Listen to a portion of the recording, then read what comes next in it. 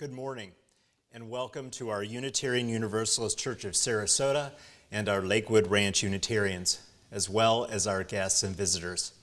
We begin this morning with some projected printed announcements and a prelude by Don Bren.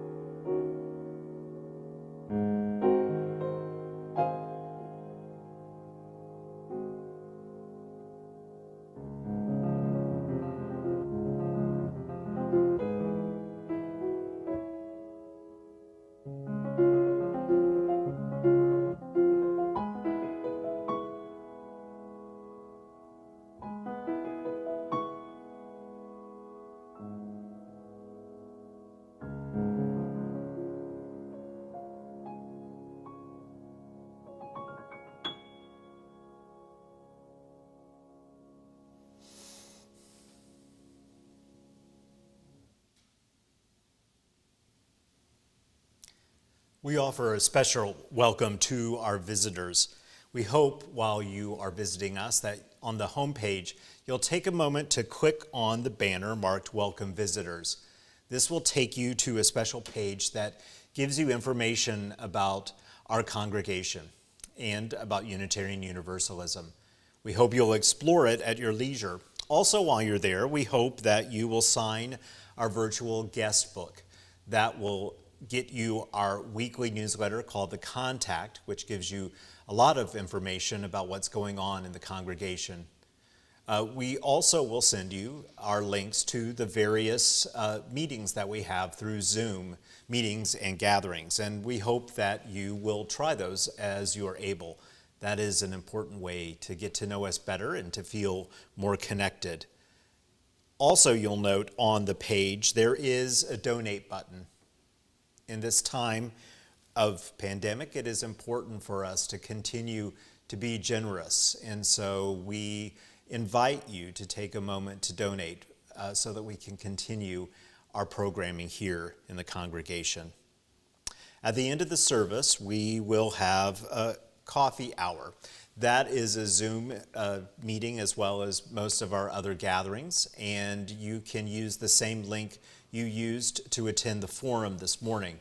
If you are new to the congregation, if you sign up for the virtual guest book, We'll send you that link so that you can join us next week. Finally, the Arts Council invites Unitarian Universalist Church of Sarasota and Lakewood Ranch members and friends to be part of our next online members exhibit. The show will go up on our website in February, so we invite you to submit your work by February 5th. Further details are available in our newsletter, The Contact. We continue in a moment with the lighting of our chalice, so we invite you now to gather a candle, or if you have a chalice at home, and join us in a moment when we spark the flame here.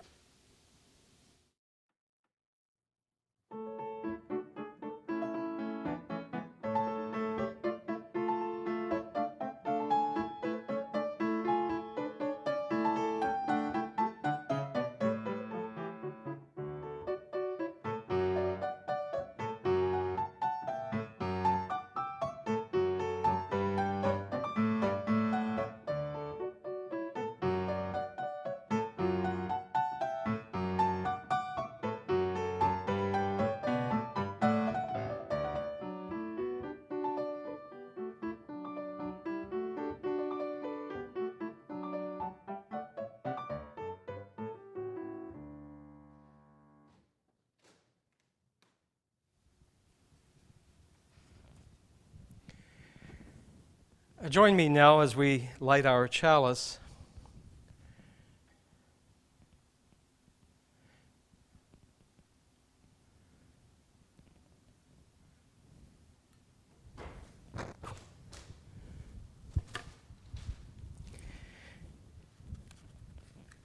We light our chalice in the spirit of a reading by Gretchen Haley. Flame, here, stir up your steadfast hope, your resolute clarity of what remains possible. Be generous with your dreaming and brave. All paths to the future are born in this courage of imagination, this willingness to shed, to salvage, to start again, to be the blessing for each other, to be this blessed. Come, let us worship together. We have lighted this chalice in the spirit of the fourth principle, a free and responsible search for truth and meaning. Join us now as we sing together hymn number 1018 in the hymnal, Come and Go With Me.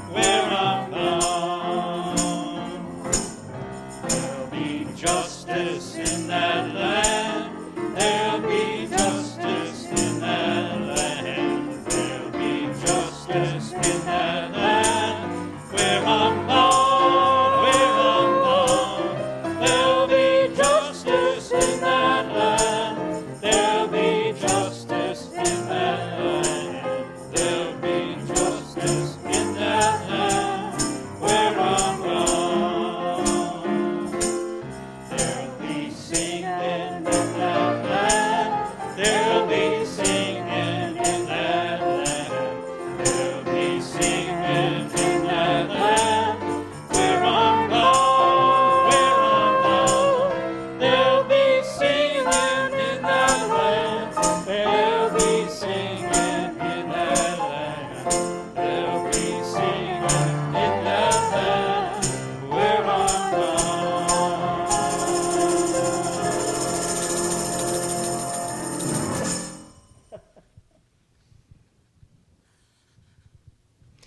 Now let us center our minds and our hearts in these words by Tandika, The Legacy of Caring. Despair is my private pain, born from what I have failed to say, failed to do, failed to overcome. Be still, my inner self. Let me rise to you. Let me reach down into your pain and soothe you. I turn to you to renew my life. I turn to the world, to the streets of the city, the worn tapestries of brokerage firms, crack dealers, private estates, personal things in the bag lady's cart. Rage and pain in the faces that turned from me, afraid of their own inner worlds. This common world I love anew as the lifeblood of generations who refuse to surrender their humanity to the inhumane world courses through my veins. From within this world, my despair is transformed to hope, and I begin anew the legacy of caring. And now we will center in silence, and that will be followed by our singing together, Spirit of Life.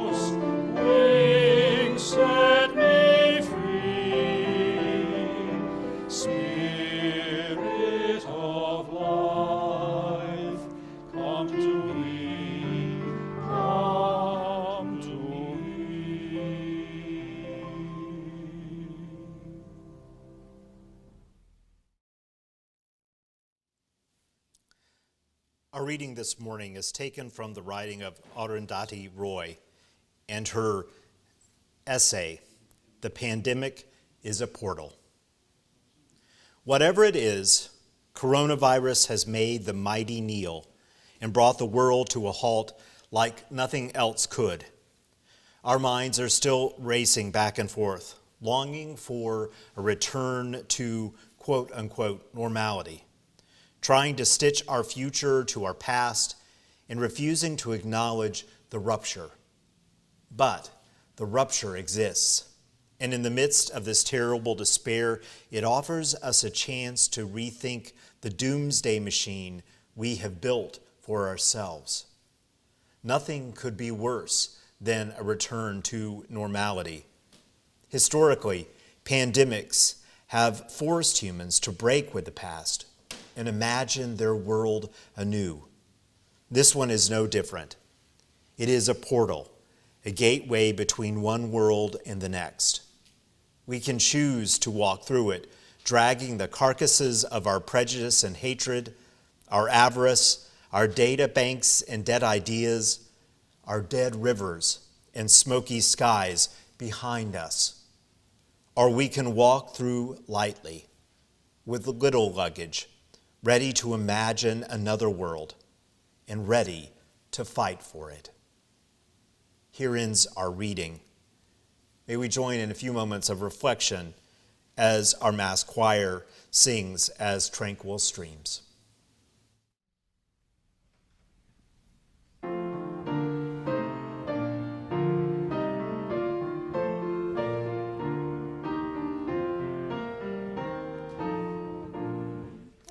As tranquil streams that meet and merge and never want to seek the sea, our kindred hearts in rugged ways to serve the cause that shall be free, free from the bonds that bind the mind to narrow thought and lifeless feet, free from a social code that fails to serve the cause of human need, a freedom that reveres the past, but transcends thought and urges more, and bids the soul in search of truth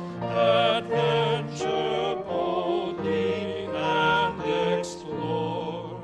Prophetic Church, the future waits.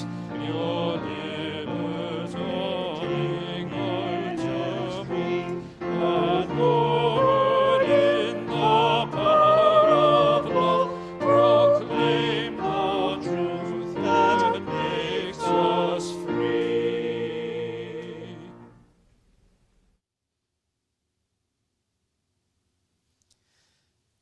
Everyone grew quiet. Over a dozen were loaded onto a truck to be taken away from the concentration camp. And among them was Robert Desnos, a surrealist poet who had been imprisoned for his work in the French Resistance. Understandably, the mood was very grim because people placed on such a truck never returned. As the truck arrived at its destination and came to a halt, no one spoke. Even the guards were silent. Incredibly, Desnos turned to the man next to him and took his hand. "Oh," he said, "I see that you have a very long lifeline, and you are going to have 3 children." Desnos was exuberant. His excitement was contagious. And so first one person and then another offered up a hand. And each prediction was for longevity and abundant joy. And as he read more palms, not only did the mood of the prisoners change, but that too of the guards. Perhaps the element of surprise had planted a shadow of doubt in the guards' minds about the usual outcome of this truck ride. Although they told themselves that these deaths were inevitable, this no longer seemed so certain. They were, in any case, so disoriented by this sudden change of mood among them, among those that they were about to kill, that they were unable to go through with the executions. So all of the prisoners, along with Desnos, were packed back into the truck and taken back to the barracks. Thus, Desnos saved his own life and the lives of others by using his imagination. Author Susan Griffin writes of this amazing moment. She says, "In the harsh world of the concentration camp, whose regime was designed to crush both body and spirit, how was it possible for Desnos to keep the larger possibilities of life alive in his mind? I find the thread of the answers in the lines of one of his poems, she wrote. Having said, having done what pleases me, I go right, I go left, and I love the marigold. Sometimes in life, we are inspired, motivated to do what we do by some somber call to duty, or some sense of grim determination. But other times, we are able to explore the meaning of life with such accord and to connect with deeper values. And we may find from that a new understanding of why we do what we do. Now, it is very human from a sense of higher responsibility for us to do something more out of obligation. But what happens in our lives when a sense of passion or a sense of connection, a power of hope or wonder inspires our imagination? This seems an especially powerful set of thoughts in light of our current world. We know that the context of our living has rarely been more significantly rooted in complexity and just plain difficulty. The virus continues to mutate, as they do, and our human reactions to the virus continue to slow the possibility of a post-pandemic existence. The daily news reiterates the animosity between the various factions within this country and the larger world, and the environment and the economy continue to go beyond just being a place of crisis. It is a time that calls for our deepest understanding of imagination and creativity, I believe. It is crucial that this creativity and imagination illuminate possibility when it would be so hard to see that possibility, that it create clarity when there is considerable chaos, to let our hearts and our minds inspire us when such heaviness might prevail. Our Unitarian Universalist tradition has been crystalline in at least two ways throughout our history. The first is that we, our humanity, our lives, our existence, we matter. Even if only from our own finite perspective, our lives are meaningful and powerful. And the second is that if our lives have significance, and it is critical that, therefore, that our lives reflect in the deepest way possible what we believe to be essential. Our heritage has worked so diligently for centuries to escape the via negativa, the negative way, to do things, for instance, out of a sense of fear or negative obligation. Our faith has affirmed instead the many ways that each person's life is important, and perhaps most radically in our living history in the 1930s, around 1933, when a group of clergy and great thinkers signed the first Humanist Manifesto, which declared the centrality of the human endeavor and our human ability to find our way, to learn from our lives and to grow, and to understand that as a core emphasis in religion. If we were to embrace the notion of the value of this human endeavor with new energy now, then the essence of what the Unitarian theologian Theodore Parker emphasized as character of a human being would become powerful to us. In the midst of the heated debate about slavery in America, Parker was an extremely outspoken and controversial abolitionist.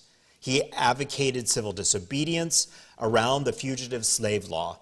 In his exploration of what it means to live according to one's deeper principles, he once concluded in a speech to his peers, quote, "I do not pretend to understand the moral universe.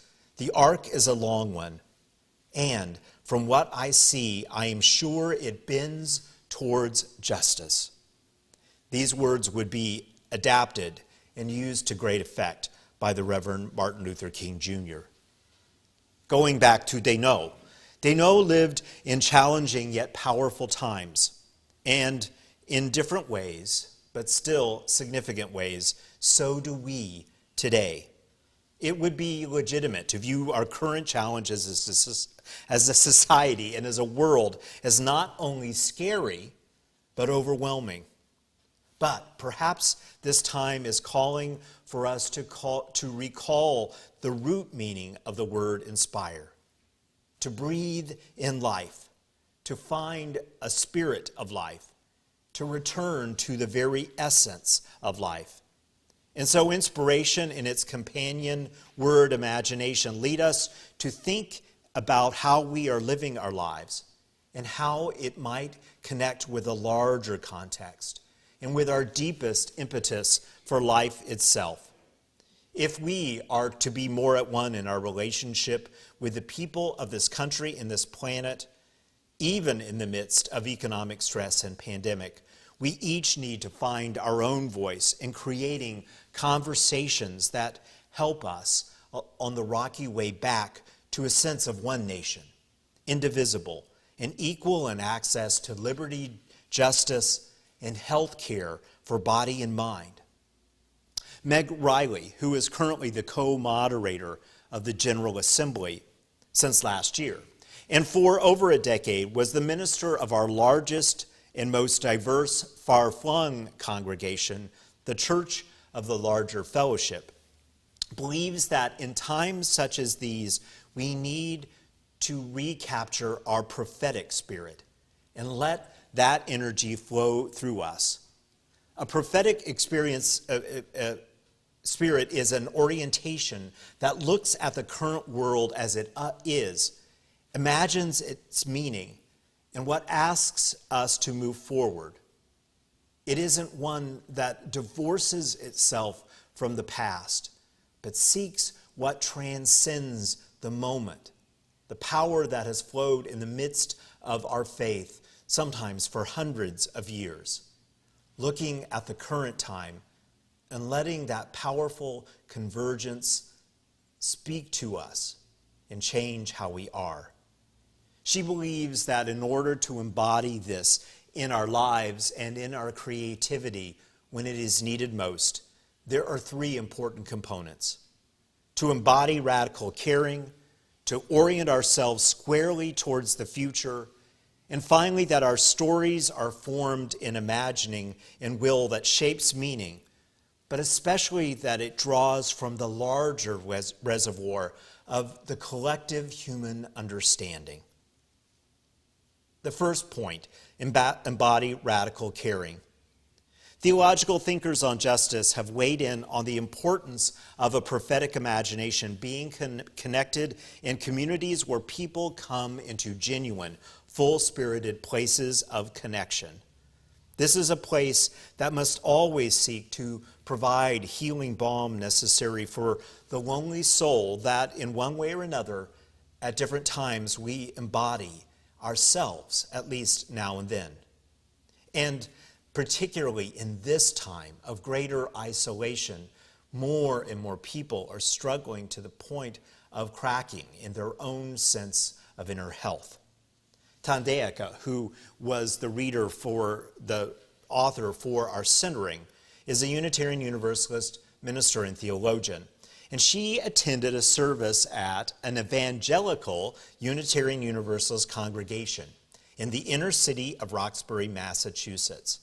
She was instantly impressed that the service was indeed packed with the homeless, the poor, people of all shapes, sizes, and colors, and had many of the trappings of a more evangelical service, but the theology was thoroughly Unitarian Universalist.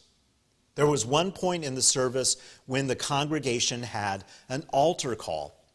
In it, each person had a chance to wait in line while the congregation sang quietly, and in each of their individual moments to move forward and whisper into the minister's ear something about their life and receive a personal prayer in response.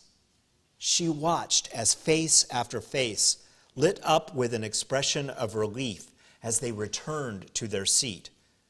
That ritual took a little over 30 minutes in a 2-hour service. She and a colleague that was attending with her, who was a minister at a large and prestigious Unitarian Universalist congregation, found themselves talking about the altar call as they left the service. Tandeyeka asked, "What do you think would happen if we initiated such a ritual in our mainstream Unitarian Universalist congregations?" She reports that an odd smile broke out on her colleague's face, and he leaned in and said, "Here's what would happen in my congregation. Everyone would line up, and the very first person would whisper in my ear, 'After the service, I want to talk with you about your sermon.'"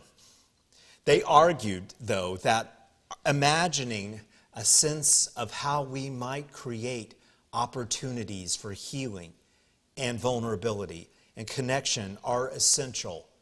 They return us to the real root of the idea radical, which is relating to or affecting the fundamental nature of something, far-reaching and thorough. In this time, we are called to find powerful ways to return to affirming love and service in ways that often will take us into uncomfortable places because they are places that are real and raw and powerful. The second one is orienting ourselves squarely towards the future, and more importantly, that this future orientation is rooted in hope. Meg Riley uses the old joke of two identical twins who on their birthday are presented, apparently from parents destined to have made it successful in some reality television show, a room full of manure. One twin, the pessimist, cries out in despair, "Horse manure, I knew this would be a horrible birthday." The other twin, the optimist, grabs a shovel and starts digging like mad. The pessimistic twin asks through sobs, "What are you doing?" To which the optimist replies, "With all this horse manure, there has to be a pony in here somewhere." Riley uses this to illustrate that optimism is very different than hope, which is what we need to seek. Hope would be yet a third child that gazes at the manure and thinks, okay, this part can be converted into biodiesel, the rest can be fertilizer, and we'll grow a garden, sell the produce, and save up for a pony. Imagination, truly rooted in hope, does not try to make the world anything other than it is. From a place of truly seeing the world, we work out what we can to make a difference. We lean into the truth, but we also seek to find within it possibility and energy, and often that requires a group, a community, to really inspire that full imagination. We need each other more than ever in this time. And so finally, if we were to recall the stories that help us know these deeper and more transcendent truths, then we would make sure that our stories are indeed rooted in community. Not just in our own community, although those stories will help us know who we are, but in the larger sense of community as well. Who we are in the bigger sense, in the larger connections. Paul Rasser, who is the director of the Center for the Study of Religious Freedom and a professor of interdisciplinary studies at Virginia Wesleyan College, who is also an ordained Unitarian Universalist minister, states that our theological openness is both a gift and a considerable struggle. He says in the ways that we talk about what we believe, we need to be careful that we seek language that builds bridges, not only within our community, but also choosing language that is identifiable in the larger world, that helps us communicate with each other and be an ongoing conversation about what we believe, and very importantly, how those beliefs inspire us to act in the world. He quotes James Luther Adams, who said that openness without more articulation can produce the mind that is simply open at both ends. as we move into this time of challenge, and we know that it will continue. Together, may we think carefully about love and service in our hearts and our lives. May we speak earnestly about our convictions and seek to build together a vision of hope. These are important times, without a doubt, but the way that we choose to journey will make all the difference. May we not journey with despondence, shame, or judgment as our closest companion. The Hopi elders said, "Gather yourselves, see who is in the water with you, and celebrate. All we do now must be done in a sacred manner and in celebration." There are always things in life, always, that are beautiful, lovely, simple, extraordinary, ordinary blessings that sometimes call us to the only possible response of thankfulness. It requires imagination sometimes to connect with them meaningfully. Always there are events and circumstances that might overwhelm our spirits and mire us in despair, and yet we may always love the Marigolds. Choose your way. Use your imagination for defiance, for stories that embrace, that create engagement, that share life. As Angela Organtala, who was read by Reverend Beth a few weeks ago, says, "When it comes to our future, we have hope, we have fear, but sometimes we forget that we also have influence. And that means we can choose the futures we want to work towards." She concludes, "And so do I. Nothing is written in stone." So may it be. Will you join me in our closing hymn, hymn number 6, "Just as Long as I Have Breath."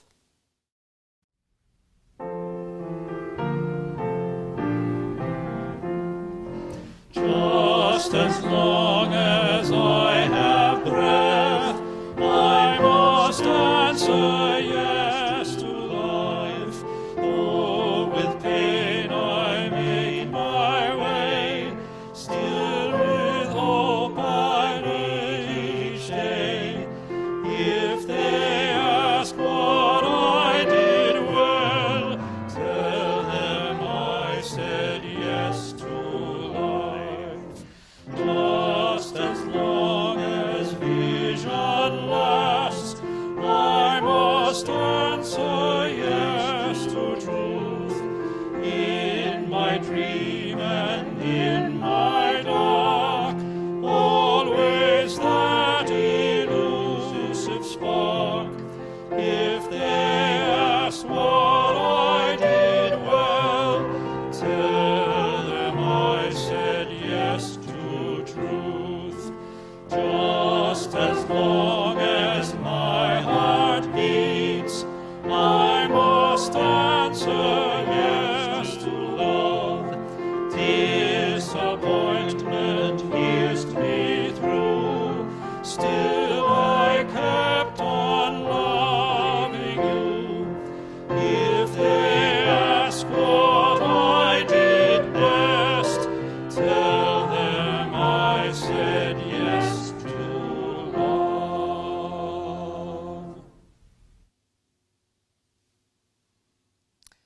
As we prepare to end our service together, I invite you to return to your candle or your chalice and to extinguish it as we extinguish ours here.